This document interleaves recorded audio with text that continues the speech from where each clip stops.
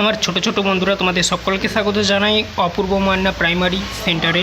আজ আমি তোমাদের সঙ্গে তোমরা যারা দ্বিতীয় শ্রেণীতে পড়ো, তোমাদের দ্বিতীয় শ্রেণীর রায় ও মাট্রিন প্রশ্ন বিচিত্রার থেকে ক্লাস করব।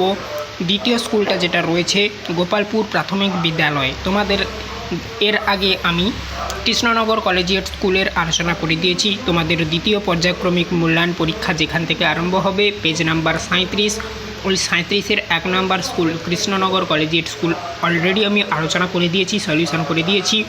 আজ আমি দ্বিতীয় স্কুল সম্পর্কে আলোচনা করছি। তো ফার্স্ট প্রশ্ন দেখো কী বলা রয়েছে, ও রোদ্দুর কবিতাটির কবি ও কবিতার নামসহ প্রথম 4 লাইন মুখস্থ লেখো।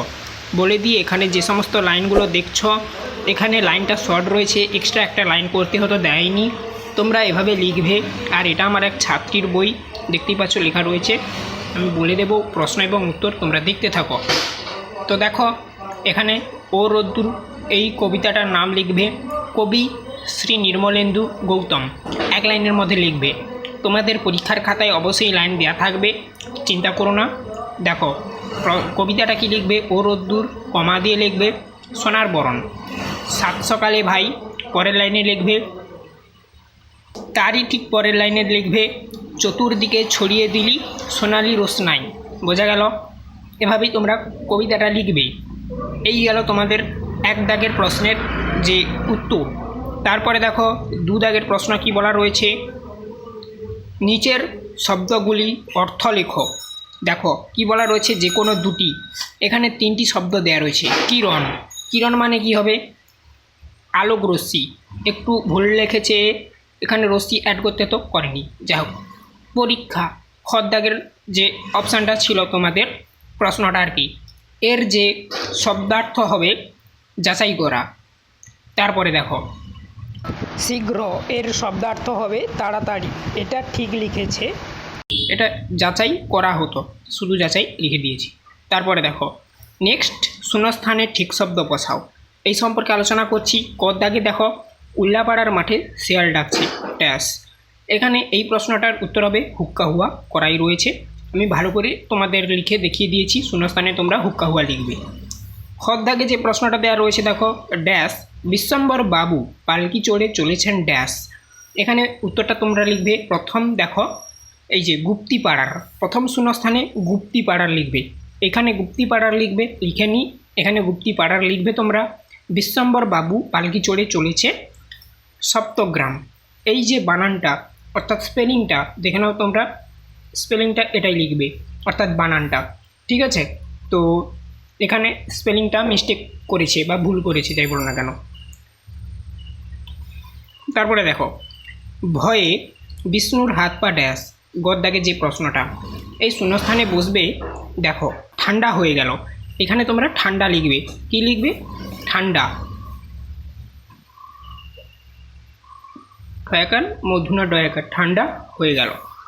তারপরে দেখো বিপরীত শব্দ লেখো। ভোতা ড্যাশ, ভোতার বিপরীত হবে ধারালো বা তীক্ষ্ণ, ড্যাশে তোমরা এটা লিখবে, কিন্তু লেখেনি, বাদ দাও, ছাড়ো। তারপরে দেখো খতে দাঁড়িয়েছে শক্ত, শক্তর বিপরীত হবে নরম। বোঝা গেল? তারপর দেখো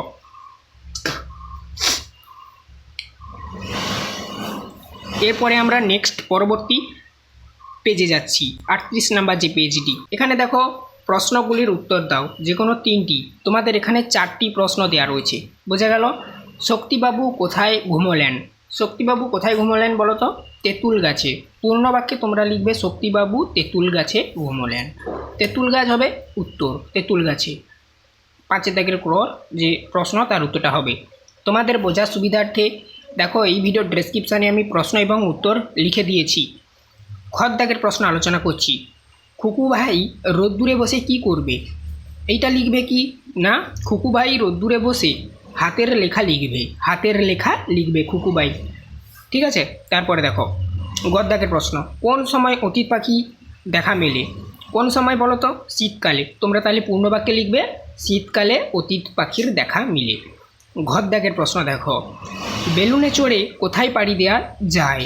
দেখো দাগের প্রশ্নের পর দাগের প্রশ্ন যেটা, বেলুনে চড়ে কোথায় পাড়ি দেওয়া যায়, উত্তর লিখবে শূন্যে পাড়ি দেওয়া যায়। এটা এভাবে তোমরা দেখতে পাচ্ছ। তোমরা পূর্ণ বাক্যে লিখবে বেলুনে চড়ে শূন্যে পাড়ি দেওয়া যায়। এভাবেই তোমরা পূর্ণ বাক্যে লিখবে। এরপর দেখো বাম দিক ডান দিক, এগুলো দেখো আমি করে দিয়েছি, বইতে ও করেছিল, দেখিয়ে দিচ্ছি। এটা ঠিক রয়েছে। বাম দিকের সঙ্গে ডান দিক মেলাও, 6 দাগে যেটা দেওয়া রয়েছে। সোনা, সোনার সঙ্গে যাবে স্বর্ণ। আচ্ছা, তারপরে দেখো খর দাগে শ্রবণ, শ্রবণের সঙ্গে যাবে সোনা। আর গদ দাগে যেটা ছিল মন, মনের সঙ্গে যাবে ওজনের পরিমাপক। ওজনের পরিমাপক হচ্ছে মন। এই ছিল টোটাল তোমাদের 2 নাম্বার স্কুল, তার যে প্রশ্ন এবং উত্তর, এগুলোই তোমরা লিখবে। আশা করি তোমরা বুঝতে পারলে। নেক্সট দেখো আমি তোমাদের 3 নাম্বার যে স্কুলটি রয়েছে, চুঁচুড়া দেশবন্ধু মেমোরিয়াল প্রাথমিক বিদ্যালয়। ঠিক আছে, তো এই স্কুলটা সম্পর্কে আমি সলিউশন করে দিয়েছি। প্লেলিস্টের মধ্যে তোমরা ক্লাসগুলো পেয়ে যাবে। চ্যানেলে যদি কেউ নতুন থেকে থাকো অবশ্যই চ্যানেলটাকে সাবস্ক্রাইব করে নিও তোমাদের প্রাইমারির সমস্ত ক্লাস পেতে 4 পর্যন্ত।